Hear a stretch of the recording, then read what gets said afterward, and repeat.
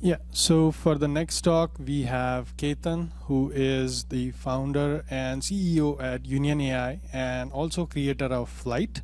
And on the other hand, we have Yi, who is also founding engineer at Union AI and Flight. So let's give them a round of applause and welcome them.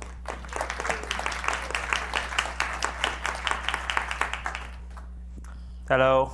Am I audible everywhere? Yeah.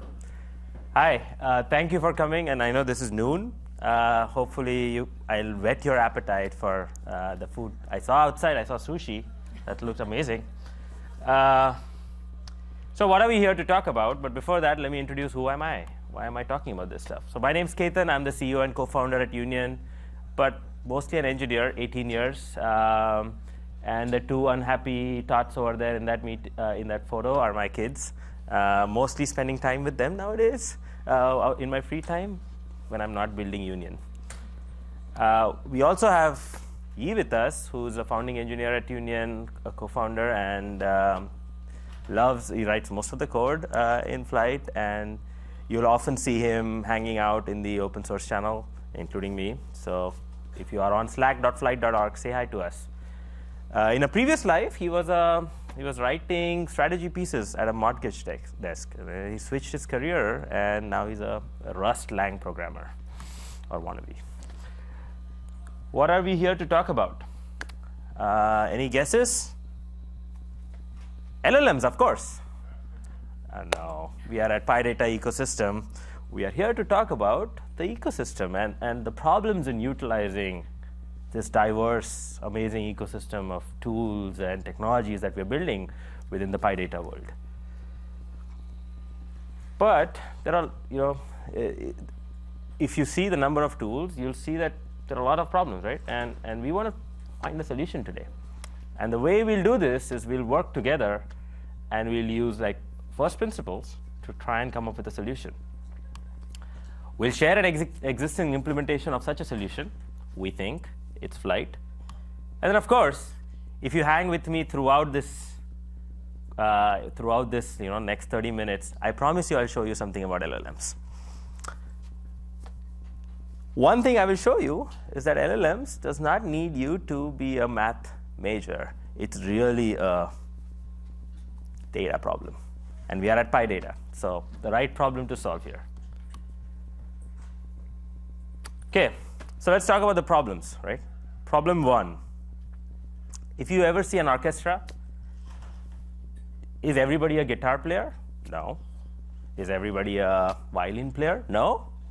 Some of them are guitar players, some play trumpets, and you want that. You want that harmony, that symphony. In an organization, such is the case. Sometimes you have guys who are great at Spark, folks who are great at know data science, some folks who know deep learning now, some people who know NLP. And the symphony, the orchestra of an organization happens when all of them work together. So, but there are like a lot of these different people. How do you kind of make them work together? One solution oftentimes that people think about is let's make everything be the same. Let's use the same set of tools for everybody. Well, that doesn't really work, right? If let's say you choose CSVs as your only default way of sharing data, it's pretty inefficient. Parquets for storing columnar data are like many, many orders of magnitude faster, more efficient, and are just easier to use if you use the right tools.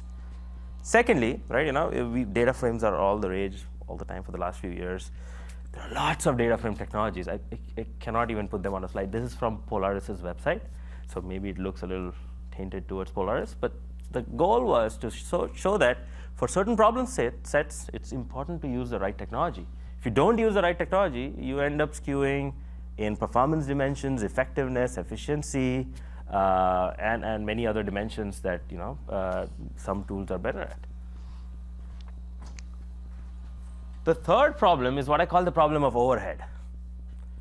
Every time I try to write something, I end up doing this boilerplate stuff, right? Like, look at this code. I was just trying to say, like, let me run an XGBoost training task. Or maybe it's wrong even, but instead of focusing on that, I was like, how do I get my data there? How do I load that data? How do I convert the file? How do I write the model? How do I store the model? And really, the only interesting part over here was these two lines. About 90% of this code is useless. And that's overhead. So now we know these three problems. How do we solve them?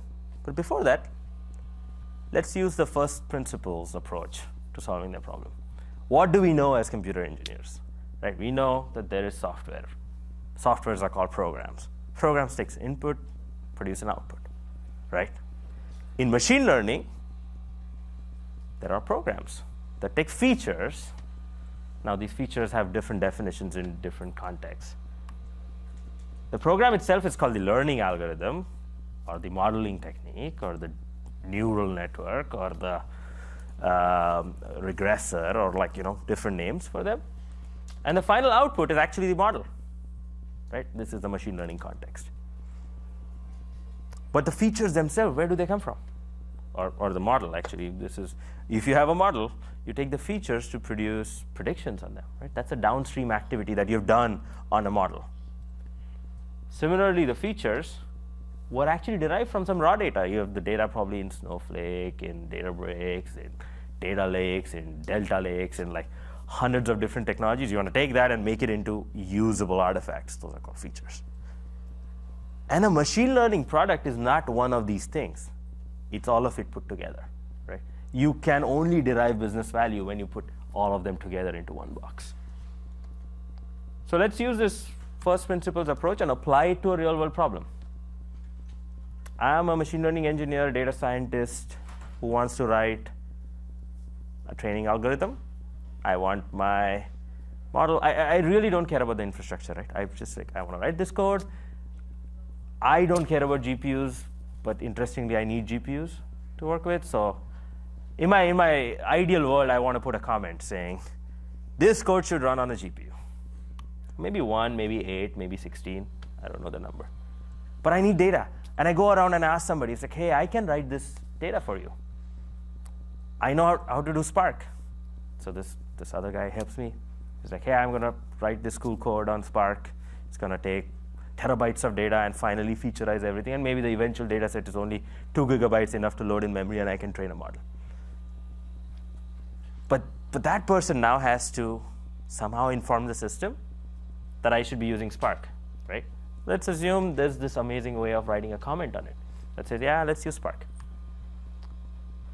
Eventually, that's not enough, right? You built a model. What do you do with it? You want to publish, you want to do some downstream activities with it. Publish it to Hugging Face, or run predictions on them, or deploy it somewhere, right? And oftentimes what we find is, like, you've all seen ChatGPT or GitHub Copilot and all these cool, amazing models. These are massive models. They cannot run on even one machine, right? They're that big. So how do you make them run? So you do various things like quantization. But sometimes you want to do things like evaluation, like make sure that the model's right, doing the right thing. It's not biased, it's correct, it's actually solving the problem that I expect it to solve. It's not degrading the performance than what the current model that's out there doing. And then you may want to optimize the model itself for various tasks. So this is my total, I derived the same first principles approach at a real world problem. But what if there was a system that would allow me to convert these comments that I put in and just replace them with like a Pythonic way of doing comments, like a decorator? And I could do the same for my GPUs. I could say, I want 8 GPUs, and I want you to elastically scale this model that I've built, because I don't know how to really work with 8 GPUs, but I want you to elastically scale this into 8 GPUs. What we call this is declarative infrastructure, right? It comes from IAC, infrastructure as code, and like this other DevOps domain that has been working in this space for a while. Instead of writing, so that there are two aspects happening here. One is you express your intent along with the express of what you want to do, right? So the what was your program, and the intent that you want it to run on GPU. The other thing that happens over here is it is actually coupled with your code. So as your code evolves, you can evolve your expectations from the infrastructure. For example, Today you don't need GPU. You are using XGBoost. Tomorrow you need GPU. You can add GPU. Today you need 1 GPU. Then you need 8 GPUs. And then A100, you finally get an A100 on AWS. Almost impossible to get, by the way. You get one A100. You're like, I don't need 8 GPUs. I just need 1 GPU again, right? So you should be able to evolve your requirements as things change. And what is the best way to do this? We use Git. We love Git. We put code in Git. Why not put it next to it? So now, what did this end up becoming? We need a system.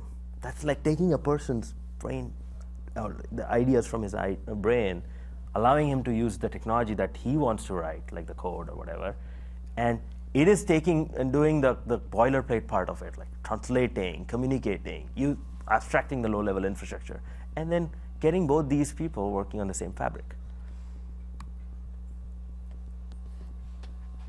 So such a system needs to have some special properties.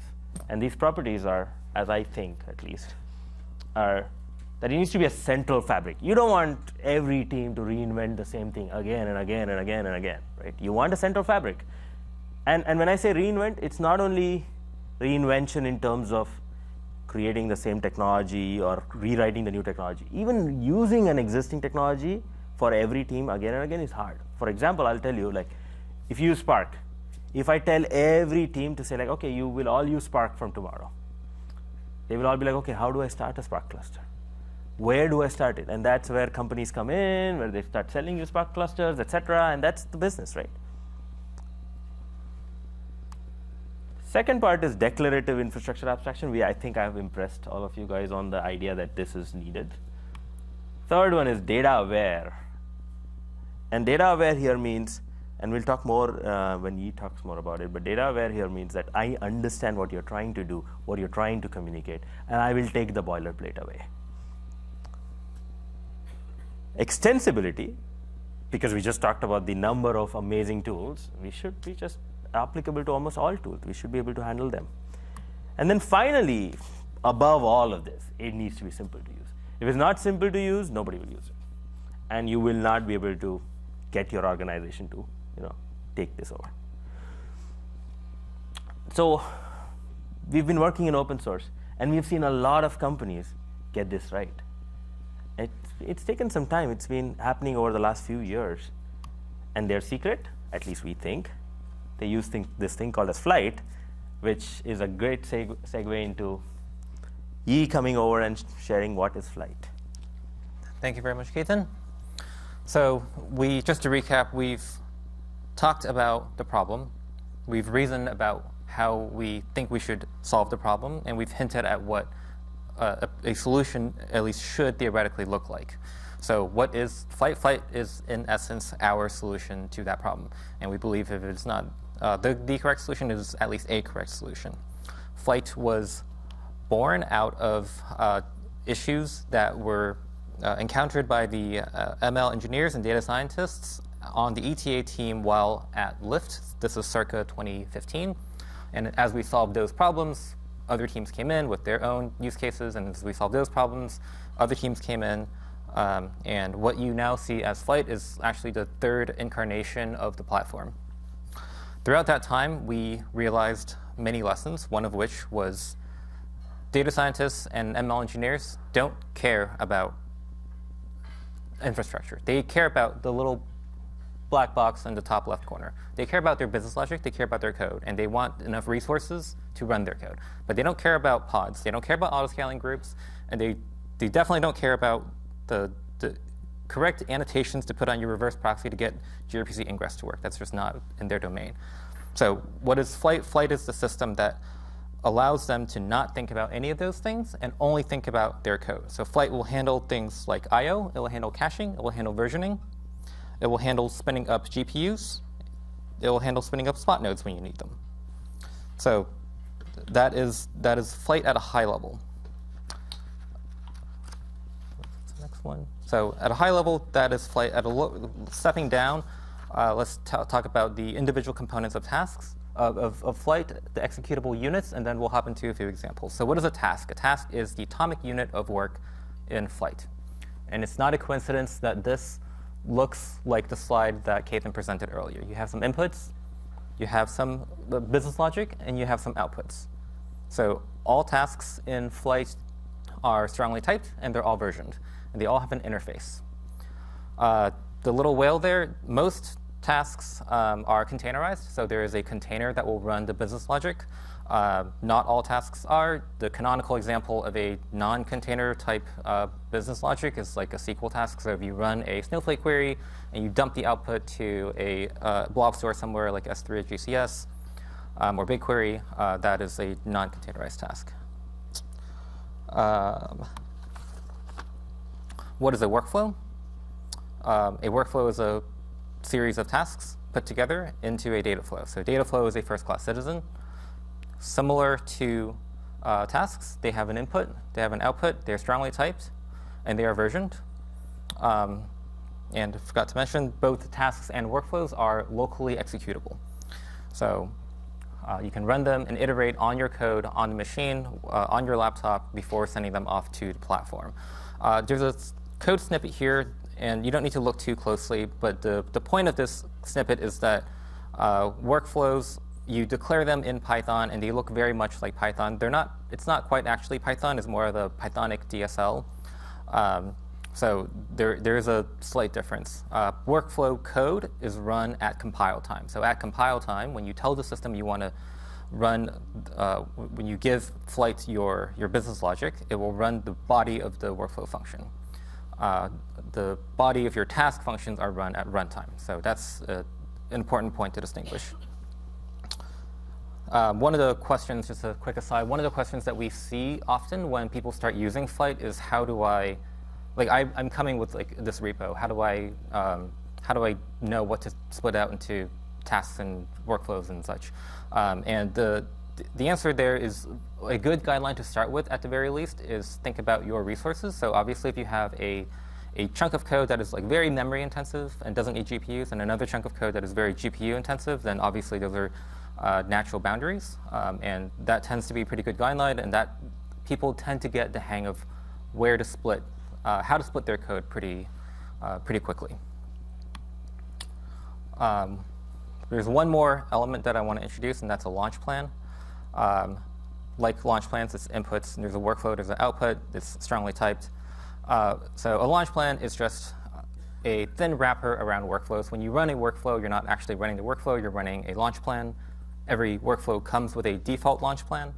And the reason for this is just because our users came to us and said, we have one launch plan, but we have many different ways we want to run it. We want to write the outputs to a different bucket. We want to run with a different service account. We want to run on a schedule. We want to run these schedules on different default inputs. So you can run certain inputs on Monday, and then you can have a Saturday execution, but because it's the weekend, you run it on spot instances, right? So stuff like that. And soon you'll be able to customize and override the resources within the workflow as well. So these are the executable elements of Flight. How do you bring everything together? As we alluded to, you bring them together with a strong type system. So everything in Flight comes, all the communication within Flight and all the communication between the user and Flight happens through a strongly typed system. So this is how we give compile time guarantees. So if you have the output of a Spark task and you want to give it to a task that expects a Hugging Face model, then you'll get a compile time error before any of your code is run. And this is something that will, if MyPy doesn't catch it, will help you save time.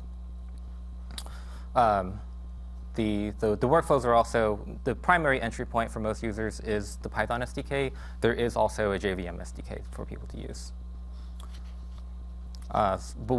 So this system, because it is so strongly typed, does take away some flexibility. In order to give flexibility back to the user, we make all parts of Flight, but especially task types and types themselves, very, very easy to extend. So these are some of the integrations that people have written. So all it takes is for one person, one time, to write a little bit of code that teaches Flight how to translate between your type and the Flight system. And that is enough to unlock the rest of the flight ecosystem for that type. So it's pretty simple. If you squint closely also, you'll see that the last method here is called toHTML. We'll discuss that later, but you can describe like how you want that to look on a web page. So these are the brief introduction to flight. Let's jump to a couple examples. This is not the resolution I'm used to. Let's see here. So I'm going to walk through the code very briefly, and then these are toy examples, but they touch on the features and flexibility of flight, and they also mimic pretty well a lot of the techniques and methods that a data scientist would use on a day-to-day basis. So we'll run through the code real quick and then show what the UI looks like. So this is the workflow. We're going to score some images. This is a task. It will display them. We'll do some pre-processing, and then we'll render out a quality report. For members of the audience, pretty much everyone here probably knows this pattern. This just implies that it is locally executable, so you can run this locally and iterate on this, and even view the rendered report. So we're going to run through the code real quick just to keep everyone on the same page. There's nothing special here. So score image, it pretends to score an image. There's only 2 lines that I want to highlight. First, as we alluded to earlier, is it is decorated. This tells flight that this is a task. This is one of these atomic units of work. And then we pass it a couple options. We turn on an opt-in feature. And then the other bit that is special is that opt-in feature. You'll see that we run this thing called a deck. This is a flight deck. This is an HTML page that comes with every task execution. And it's just a prettier way for users to visualize what happened during that task. Users are responsible for putting in the elements that they want, but FlightKit comes with renderers that will take various types or your pre-declared HTML override and put things together in a web page for you.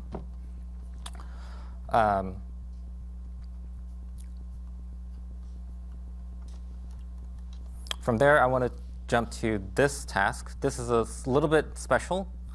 A dynamic task is a workflow. The body of a workflow code is run at compile time. The body of a task code is run at runtime on the cluster. A dynamic task is halfway in between each of those. It is a workflow that is compiled at runtime. How do you know when you need to use this? If you think to yourself, I want to run a workflow, but I'm not going to know the structure of the workflow until runtime, then you need a dynamic task. So you can do things like, if this list of images here is less than 10, then do one thing. If it's greater than 10, then do something else, right? So that is what a dynamic task is in essence. And here, we just run a couple more tasks. We convert these images to a data frame. Not necessary, but for the point of demonstration. There's no common data frame fabric, really, across the Python ecosystem.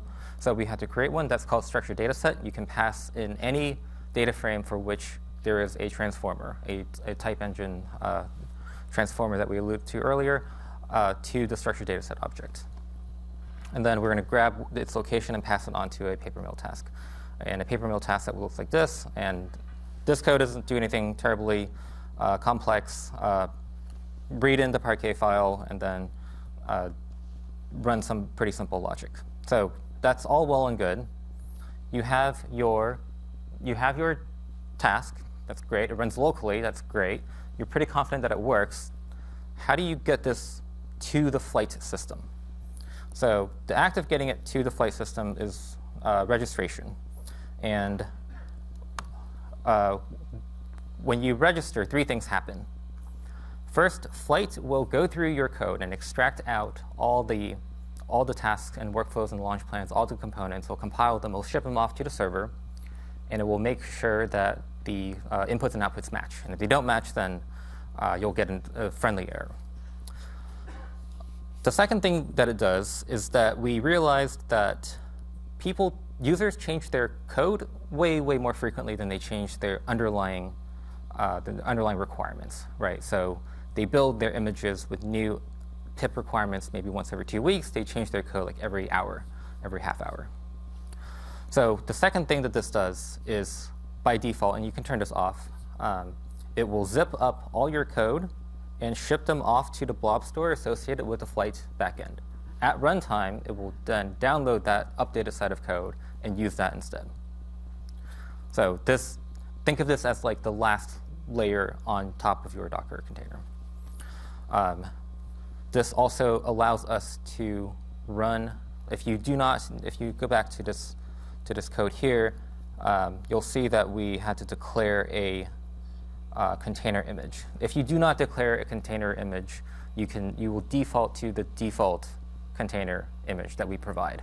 That just has Python, FlightKit, and a couple other dependencies. And the reason that that's able to work is because we grab your code from the store at runtime.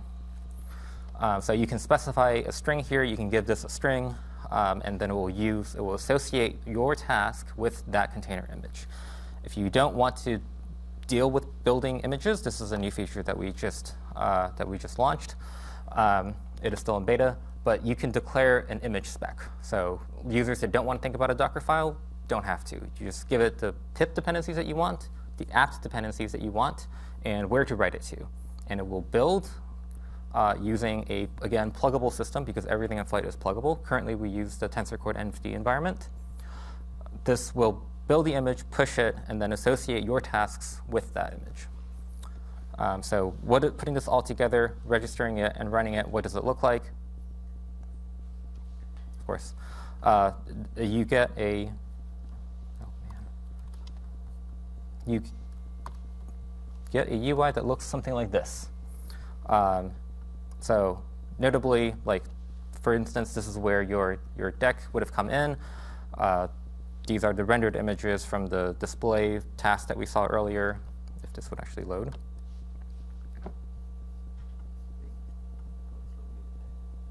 Yeah. Cool. So some pretty images. Again, this is fake generated data. And then, like, if you were to look at the quality report task, like this is the output of a paper mill task. So we just render the notebook in line with its outputs. So you can easily see like what the task did. And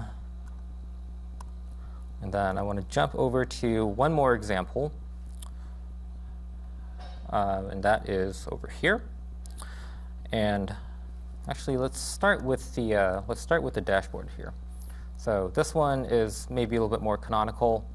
I don't know if you just can see this, but start workflow. You load some data, process it with some ETL flow. Again, this is all mocked, but you can imagine some ETL process.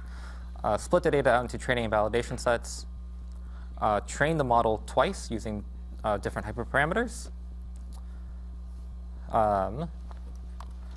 And validate using the validation data set, and then render a performance report. So very canonical, classic flow. The thing I wanted to point out here was because if you look closely, you'll see a little dotted line around this box.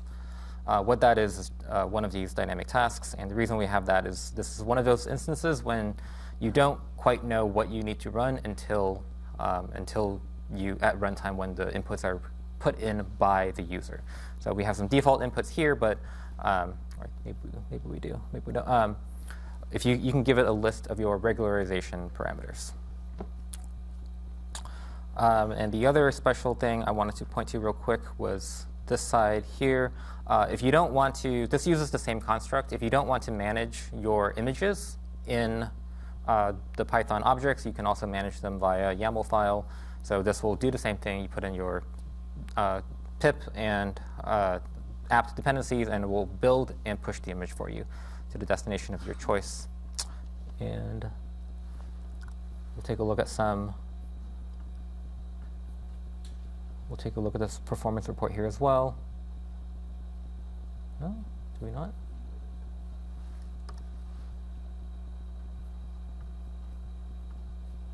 There you go.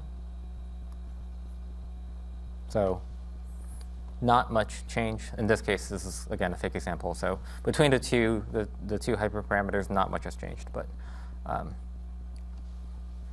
certainly they can. So with that, I will hand it back over to Keithan to talk about the last example, which, as we promised you. Yeah. Thank you. Yeah. So what he showed was a typical way when we started building Flight. It was for classical ML, going to XGBoost, going to deep learning, because that's how we've evolved, right? Really, and even other AI techniques like operations research, logistics, tuning. Most of the companies that use us use Flight or use Union, use it in production, because when you're building a product that needs machine learning in production, you want reliability, you want other things, right? And some of the things that we've not even covered today is like caching and how that optimizes cost, etc. But recently, you've heard a lot about LLMs, and you've heard about training LLMs, you've heard about in-context learning, you've heard about fine-tuning, all of this, like lots of words that are happening. We have a take here. Basically, we think these models are great. They solve a class of problems, and these problems, last year we thought were not solvable, and then late last year we're like, oh yeah, these are solvable suddenly, right? It's just like the AlexNet or the image thing that happened in 2012 is happening with natural language. But I think this is not all of the solutions, right? There are we probably are going to uncover more and more of these solutions. So we need a fabric that allows you to adapt to these changes. And a thing that will happen is you see all of these large models and people are trying to do in-context learning. What we've also found is that we think fine-tuning is a very interesting side of things for working with language models, specifically if you're working with smaller models, which are much easier to manage. You want to fine-tune them on your data sets and get responses that are much more relevant to your. So Flight ships with, you can write your code using PyTorch or TensorFlow, right now PyTorch, and it ships with Elastic Torch training. So if you are running on a code, and here's the example of what we did, is we actually took some of the cool new fine-tuning repos that are coming up, and we're like, can we build one repo that does all of this? And it's reproducible for everybody who has a Kubernetes cluster and Flight installed on it. And that's what we are doing. We're still in progress, but we are able to do quite a bit, and I'll show you a sneak peek into some of this. So essentially, this is the training task. We wrote the trainer. It uses Hugging Face, and we have a construct here called Elastic. If you have used Torch Run or any of the other ways of running PyTorch, that's how you launch a training job. You don't have to launch it. You don't have to know how that works internally, but you just set up the configuration on a task. This will internally automatically create the multi-GPU training system. And you can set the number of GPUs you want. In this case, I've set 8 GPUs. It'll automatically do set up FSDP if so you want. FSDP is fully sharded data parallel training or deep speed, etc. It'll set up all of that, and you can write the code to train it. You can also write another task to publish your model to Hugging Face if that's what you wish. And I'm not going to run it right now, but I've just jumped to an example of what we did. Here's an example. We ran just a 1 billion parameter model. If this loads, of course, authentication happens at that time. If you see what we are saying, we are using fully sharding and FSDP, but in this particular example, we didn't fully utilize the GPU as we did not have shared memory set up, but now we do. And we use this 1 billion parameter model from Hugging Face. And yeah, it was trained in 30 minutes or equal to about $4 or less than $4 for GPU. And so you can train it. And this can be trained directly from a UI. So you can take this code, you can go in, change the type of input fields for your data. Like you may call input as instruction, or some may call it as question, or so on, right? And then the instruction key, etc. And you've defaulted to one data set. You can change the data set to be whatever you want. It can be a Hugging Face data set. It can be an S3 link. It can be an HTTPS link. Doesn't matter. And then you can specify your FSDP config if you want to, and change the name of the model. Once you do that, it'll automatically run the fine-tuning on that model specifically, and we did it for a few different models in the last couple of days, and we trained like 3 models that we have pushed to Hugging Face. They're all free to use. They're using Alpaca. It's nothing new. People have been doing this, but the goal here was to show that you can scale out the same system to do all of this across multiple different models. And we are working, and over the next few weeks, you'll see us pushing out 1 billion, 7 billion, 64 billion, and so on. So that's our goal, that we wanted to simplify the access of fine-tuning, just like people are doing in context learning. Let me go back to I got my 10-minute warning, so I will go back to the slide deck. So that was the demo. We will recap. So what we saw is we talked about a lot of things. Right? We talked about the ecosystem itself, how it is evolving, how it is changing, and you need your organizations need to constantly adapt to these changes, and you need a fabric that can adapt to those changes, and that's what we showed as an example, being Flight. It's fully open source. It's part of Linux Foundation. It's a top-level graduate project. I highly encourage everybody to check out flight.org. We also showed you how you can build more democratized access to techniques like fine-tuning. And another thing that I want to highlight is fine-tuning should not be inaccessible to most people here. Like it should be cheap. It should be, $4 in training is doable by most organizations. And that's the power of the open source models and the open source fabric of trading. The last piece that we want to show is that the community itself is growing. We highly invite everybody here to come and collaborate and join. If you want to do talks, we are happy to help in things. But we did not talk about all the other problems that happen once you are in production. And that's where Flight actually solves many of them, because Flight was built for production. How do you handle multi-tenancy in an organization? How do you handle production reliability? Your company now starts depending on ML and data as a production artifact. Right? Think about this. This is a change in our behavior. It's not like, oh, my ETL process did not run yesterday. It's okay. Let me rerun it now. No, if you don't do that, you essentially lose business. This is a critical moment, right? That's what we are saying is very different set of requirements that are put on the system. How do I reproduce my results? Like we work with biotech, pharma companies who are like, FDA can come 10 years from now and ask me to reproduce the results of how you discovered the antibodies for COVID. Maybe there could be problems with that. What about dynamism? Like how do you actually change and alter your behavior based on the code behavior based on inputs itself?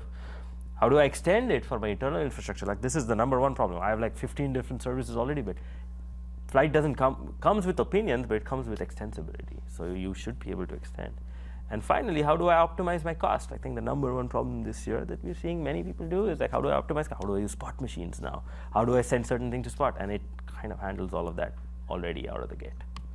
So, and in the case that you folks are thinking, oh, I don't have a team with Kubernetes and DevOps expertise, that's where Union, the company that we started, is actually the stewards of Flight, but we also provide a hosted offering of Flight with enterprise features, etc. And that's it. We are open for Q&A.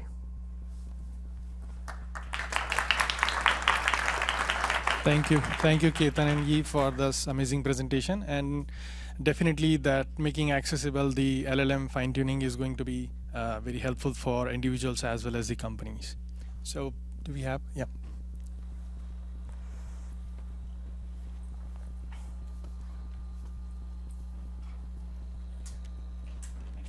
Thanks for the presentation. Maybe this is a question that you have got before. I'm not sure.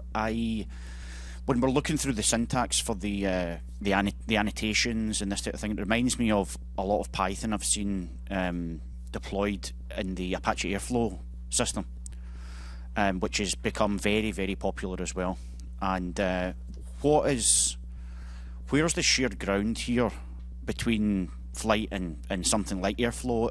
Airflow being a general purpose workflow management system, and where do you have somewhere to go which directly distinguishes the key differences and the key benefits of flight over something like Airflow? Yeah, great question. So let me repeat that question. Like I think, Thank you. in summary, what's the differences between flight and Airflow? And like we have seen the decorator pattern.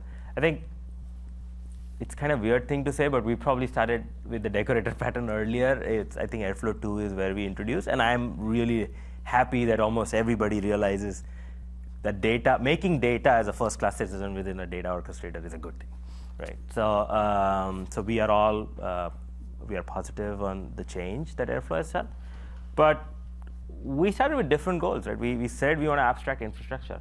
That's never the goal of Airflow. You cannot really fine-tune a model on Airflow out of the gate. Like that's one. Also in flight.org, there is a page. I can pull it up here, but there's a web page that compares the two.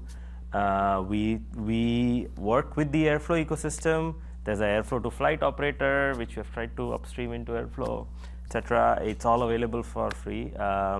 We have companies that use both, and but many companies move over to using flight exclusively because it solves like the ML part and the data part in many cases. But certain cases, Airflow does a good job, and we don't think you have to migrate away from Airflow for like the ETL use cases. I think Airflow is a good fit there. Hopefully that answers your question. Hi, great talk.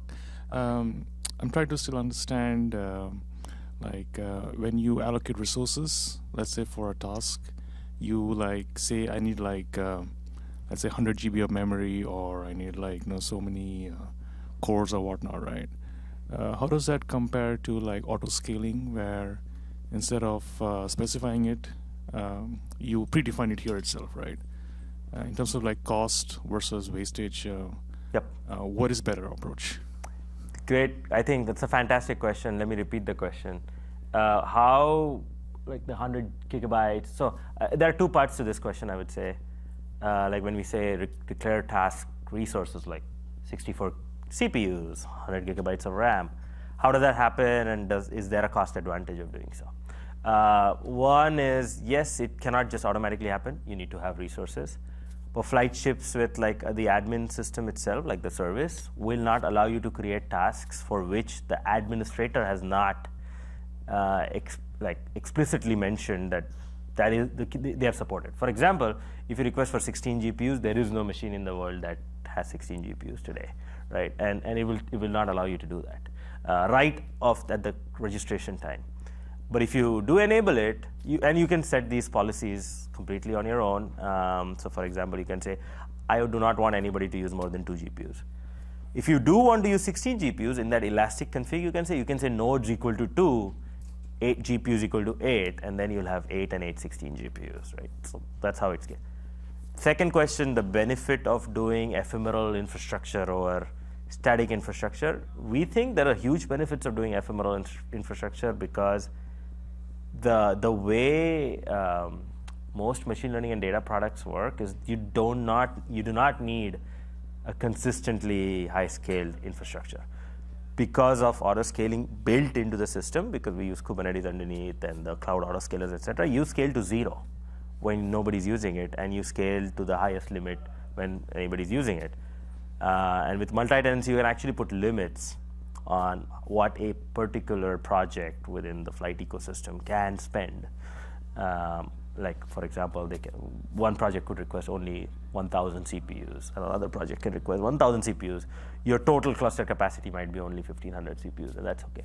And so the system will balance between them. Hopefully that answers your question. And then using Spot further reduces the cost. So I think going to 0 actually makes sense when there are bursty workloads. Thanks for the talk.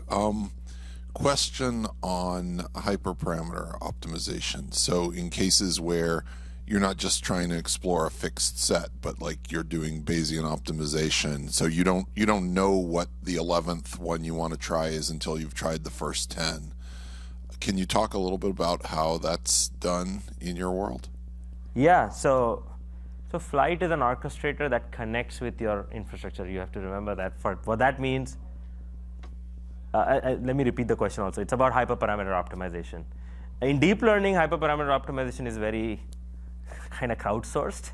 Right? People in the world are finding the best hyperparameters, but in the traditional world, we still do Bayesian optimization, etc. And flight can handle some of it using dynamic workflows. You just saw that. But that's never been our goal. I don't think it's the most optimal choice for some of it. And that's where we do connect with Ray. So you can use Ray for as a task type. You can use Spark as a task type. You can use Dask as a task type. And it will spin up the Ray cluster. It will spin up the Dask cluster. It will spin up the Spark cluster.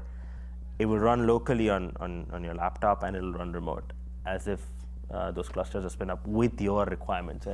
And I would recommend you to check out the website. But also you can use dynamic workflows. We have seen many people use dynamic workflows to actually achieve Bayesian optimization, or at least grid search, etc.